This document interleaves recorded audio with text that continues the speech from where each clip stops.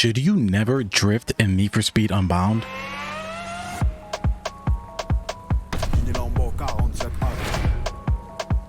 Welcome back to the Cruz Brothers React. I'm Johnny, and today we're here to talk about drifting viability in Need for Speed Unbound. Considering this was my first ever game review and it got 2K views, I thought I'd make a follow-up video focusing on the competitive side of gameplay once again. Now, while everyone's riding the exhaust pipe of the Regra 2016 and the other top tier cars for each class, I'm here to talk about things that will help you in a more general sense, rather than just buying the fastest car. Most IRL racing fans know that grip turns are naturally faster than drifts in real life, but real life doesn't always translate one-to-one with video games as much as car heads would want them to. Don't get your hopes up though. In Unbound's case, I can confirm grip turns are also much faster than drifts in this game, for the most part at least. In lower tier races, it seems that you get more NOS refill when doing a drift because you can drift for longer at those speeds. But even from my own personal experience, grip builds in B tiers, for example,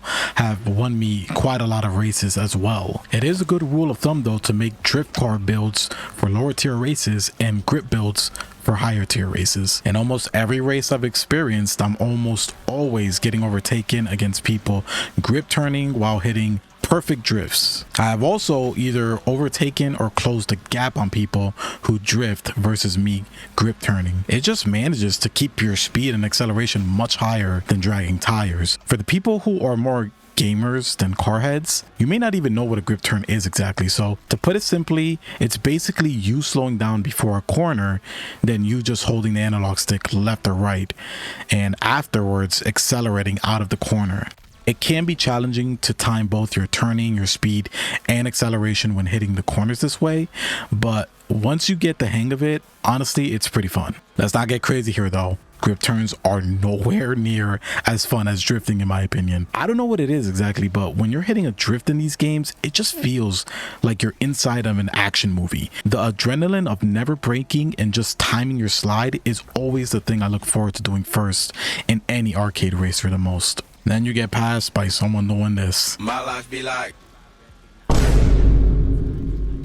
But does this mean that you should never drift in an Unbound race? Well, let's dissect these two cornerings a little deeper, beyond one just being faster than the other. Now, I think it's important to clarify that grip turns and grip builds are different things. Same goes for drift turns and drift builds. What I mean by that is just because your car is tuned to be 100% grip does not mean it's incapable of also drifting.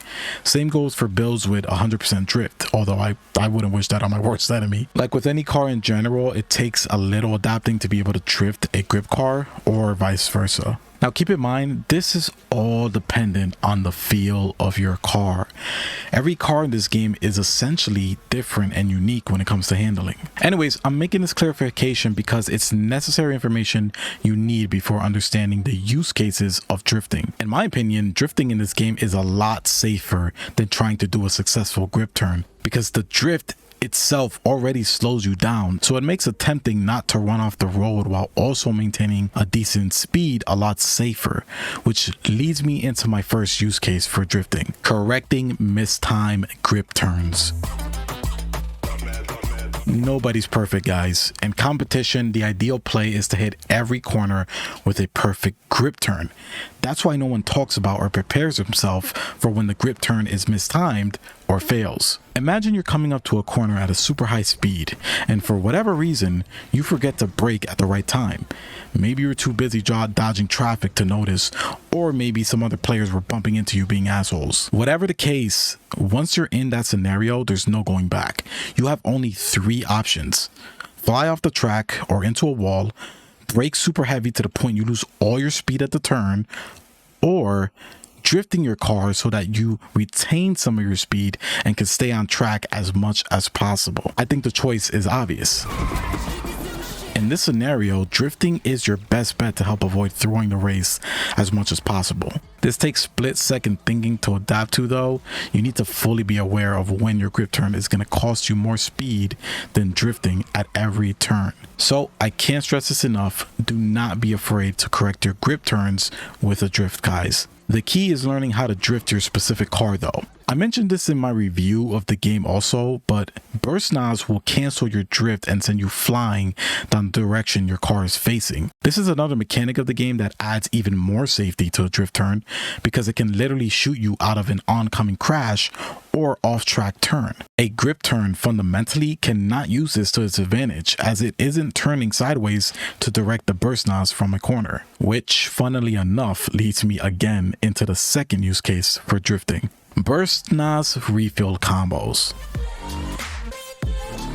The burst nozzle in this game depletes faster than the Ragwa 2016, gapping me at the starting line of an S+ tier race. This is by far the best thing they added to this game, because it forces you to string together drafts, near misses, and ramp jumps in order to get all 3 bars filled for an insane boost. This is also what makes grip turns and drifts so vitally unique from each other. While grip turns give you an insane amount of burst nozzle, it only refills at the very end of your turn all at once.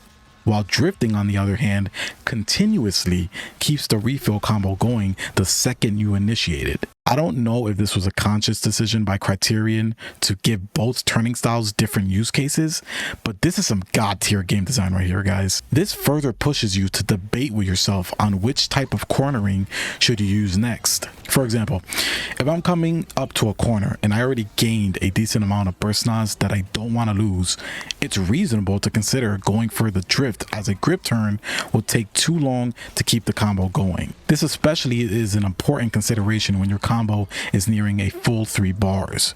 At the same time, if I'm completely empty and I want to start from the ground up, it's sensible to consider going for the grip turn to help me build a stronger starting basis for the combo. Oftentimes what I do is, when there's more than one turn, I go for the grip turn first to get a stupid amount of nods back, save it, and then continue the string with a drift at the next turn to get 3 tanks back and burst out of the corner.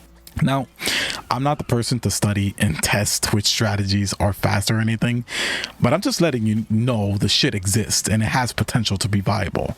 Well, in conclusion, the question still stands: should you never drift in Need for Speed Unbound? Well, I think a better question is, will drifting have a viable place alongside grip turns inside the higher tier races? I think it's possible, but of course the community has a lot more testing to do with different cars. I can at least say this: Criterion has taken a step closer to drifting and gripping both working in tandem to deliver a new type of competitive racer. While all this is important for winning, it's half the battle, guys. The other half is car selection and tuning your builds. Part of what makes racing games fun is experimenting with different performance builds and putting them to the test in a circuit.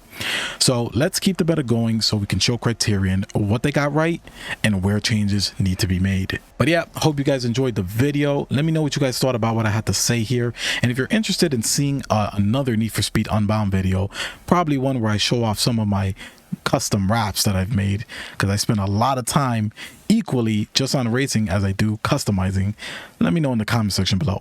But if you enjoyed the video, make sure and don't forget to hit that thumbs up button. Subscribe if you're new here for more reaction videos and more gaming videos, and I'll catch you guys later. Take care of yourselves as always, and peace.